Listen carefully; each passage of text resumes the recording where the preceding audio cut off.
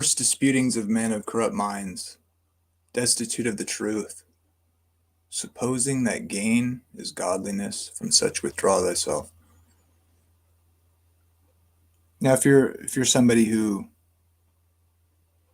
thinks I'm a heretic, and your first thought, which I have heard these kinds of things before, if you think when you hear this verse and destitute of truth comes to mind, that's me, perhaps because I don't believe OSAS or something, supposing that gain is godliness, perhaps if your mind goes to the idea that I'm guilty of supposing that gain is godliness because you see me as works-based salvation, if that's your first thought, and you know in your own mind if that is the case, okay,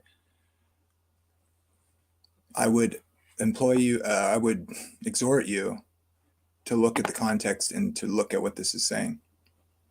If your first thoughts is that I am guilty of destitute of the truth, supposing that gain is godliness, if your mind first goes to the idea of eternal security, those who lack that understanding, and that gain is godliness, is works-based salvation, if those were your thoughts, you know that if that's you or not.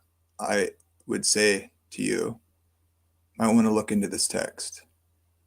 You might be an ideological demon. You might be transfixed on a certain way of thinking that is rendering you unable to understand the text as intended. I tell you that because I want you to see the truth. You know if that's you. I just would ask you to do that.